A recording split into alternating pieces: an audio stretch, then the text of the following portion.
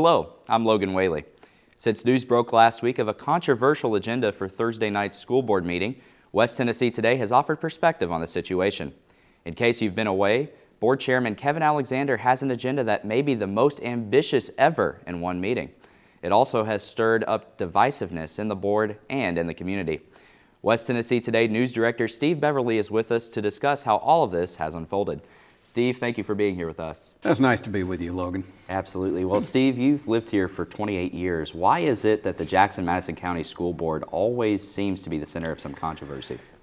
Education brings out emotion in a lot of people, whether it's the people who are parents, teachers, and a lot of times the people who run for school board, who you want to think they don't have personal agendas, that the only personal agenda they should have are the kids. And at times that's probably true, but they differ in how we reach the goal of what is, quote, best for kids. In the 28 years I've lived here, I've heard the term world-class schools as a goal for this community, but we've seemed to shoot ourselves in the foot every time we try to embark on a journey for that may never be reached. But we've seen everything. When I first came here to this community, it was a city versus county thing right after the school board consolidated, where you had former county board members, or even had a former county school superintendent on the school board, and you had people from the city on there, and it was just always a lot of 5-4 votes. They tried bringing in an outside superintendent, and you had 5-4 votes that continued because there was anger on the part of some people that they had brought out somebody into the community who doesn't know who we are. Oh, that's one of those things that is a cliche. And a lot of times it has been, at one point in time in the not too distant past, you had a man that was appointed by the county commission to fill out an unexpired term, and I think he saw himself as the knight on a white horse coming in, and he basically tried to operate behind the scenes and had quasi-violations of the Sunshine Law because he was trying to email school board members rather than meet with them behind the scenes to try to get his agenda across, and probably did succeed in getting a superintendent to leave because he and a group on the board had their own person they wanted picked. It didn't happen.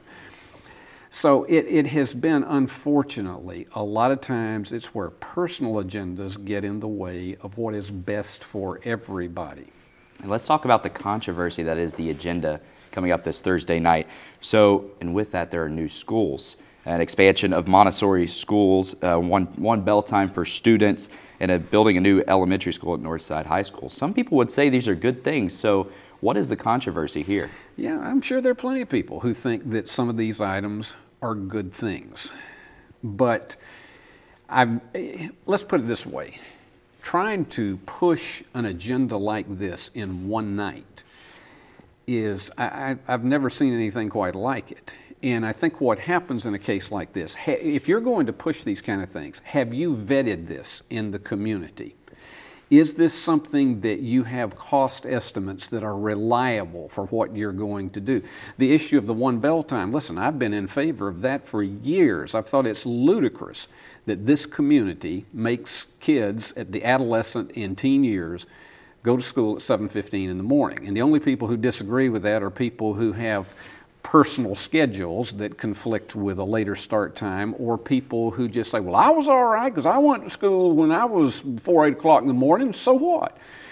And they're not seeing the big picture on that. But when you look at things like this, all right, are the cost estimates accurate for what you're going to do? They're talking about spending $2.5 million to retrofit Jackson Central Mary High School into a workforce training center. Okay, is that really what the cost is going to be to do that? Do we really know that? Who has estimated this cost? They've talked about, okay, in the one bell time that we were discussing, I'm for that, but I think you better be careful. On the agenda, it says that it should be implemented preferably by January of 2019, which is less than 3 months away, or at the latest August of 2019. And I got news for you, even if you did that in August of next year, if you don't carefully plan this, it could lead to chaos. And the issue that what I advocated, I said this board that they have now should be working over a 4-year period. Use a pilot program at a school like Madison Academic that supposedly now does not transport students in, and see how it affects academic performance.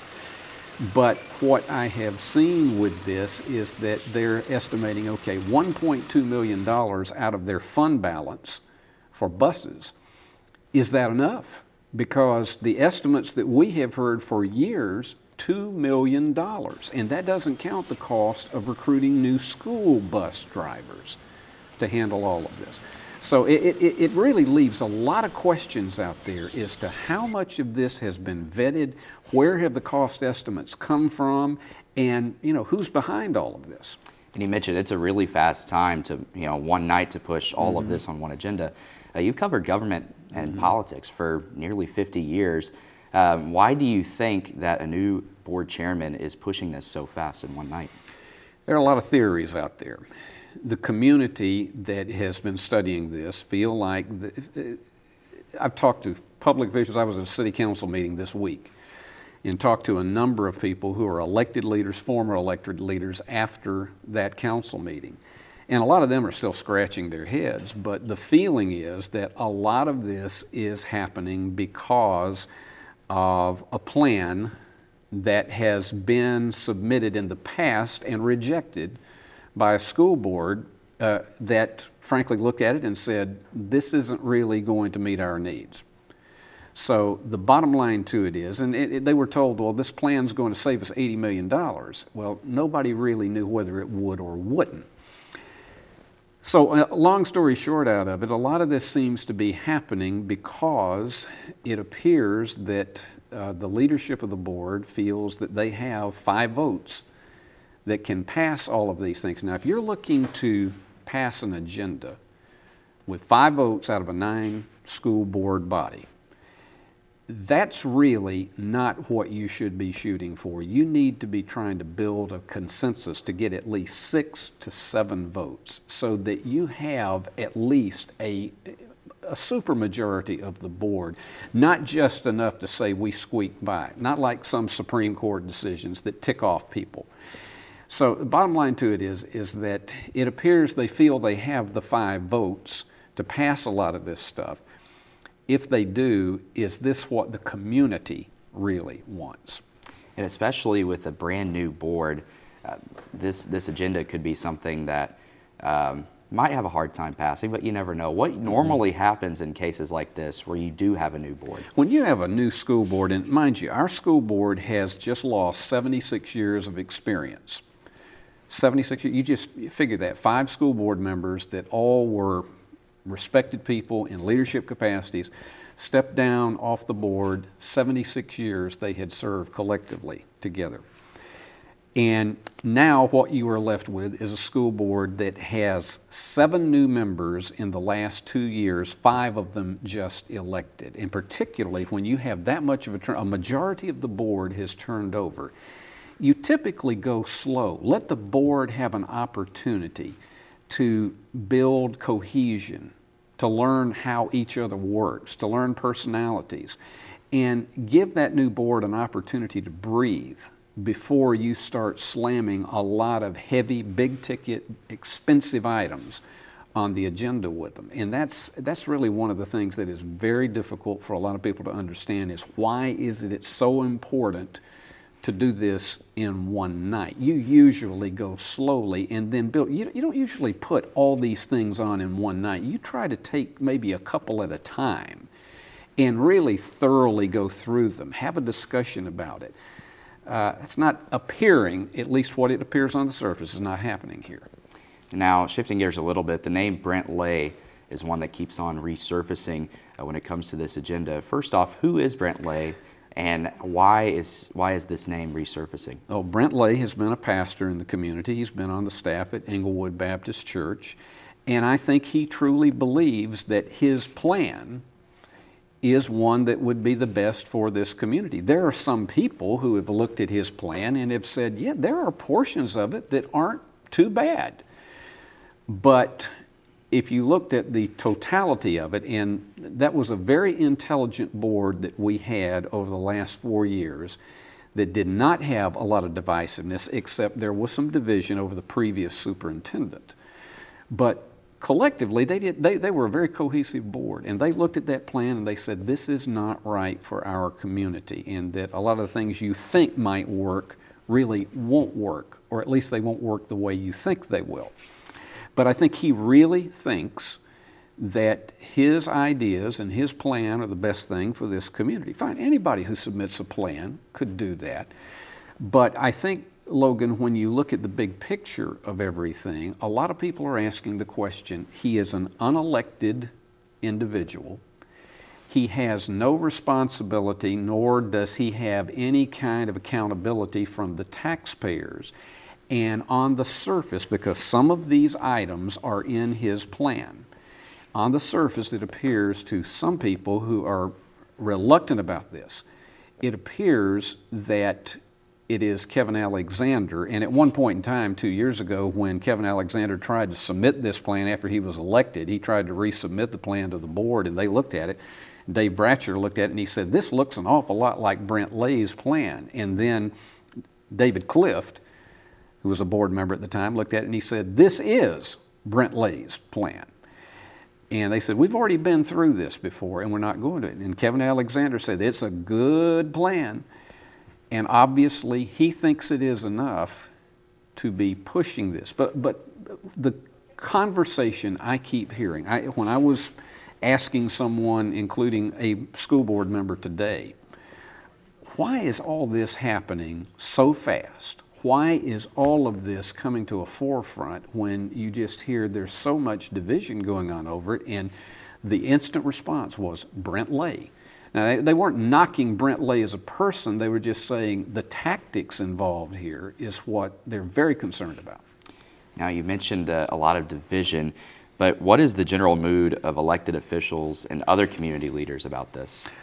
Well, I can tell you the majority of the ones I have talked with, and that includes Chamber of Commerce leaders, that includes former city council members, that includes mayoral candidates, that includes some of the other school board members. And mind you, we offered Kevin Alexander the opportunity to interview and present his case here in West Tennessee today. He has declined, probably in no small part because I'm sure he didn't like the commentary that I did last week that largely says, hey, we need to be going a lot slower, and also because of the fact that the agenda that was posted that now has being said was a clerical error, but the agenda that was posted on the school board's website basically already had the words recommended motion, and it had motions as if they had already been made on that online agenda.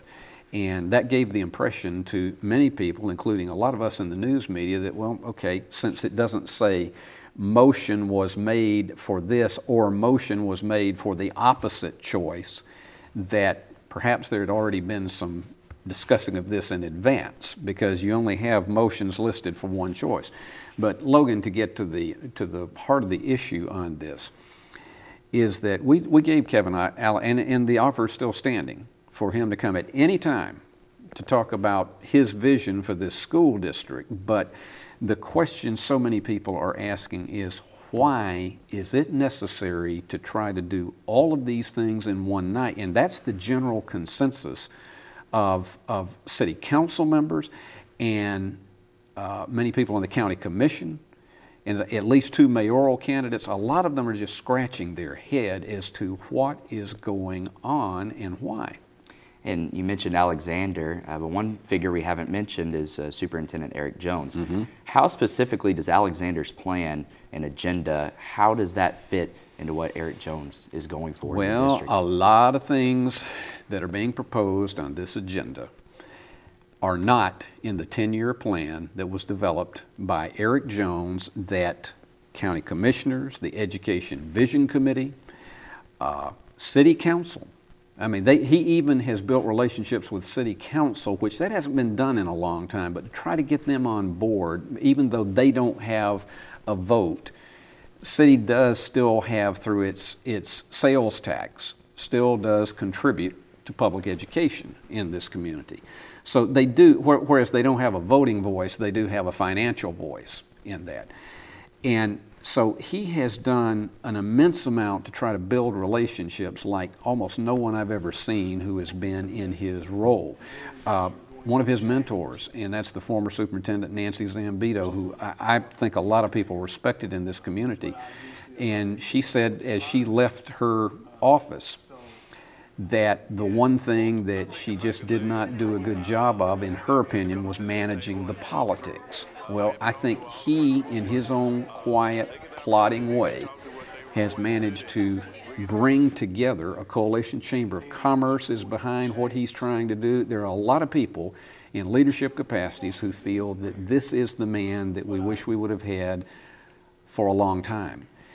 And when suddenly you've got school board members who, for whatever reason, are pushing an agenda that is not in the 10-year plan that has the support of this community, it gives the idea, okay, you're being a distraction, and second off is that it could potentially affect whether he stays as superintendent of schools in this community. And he's only been in the job 16 months.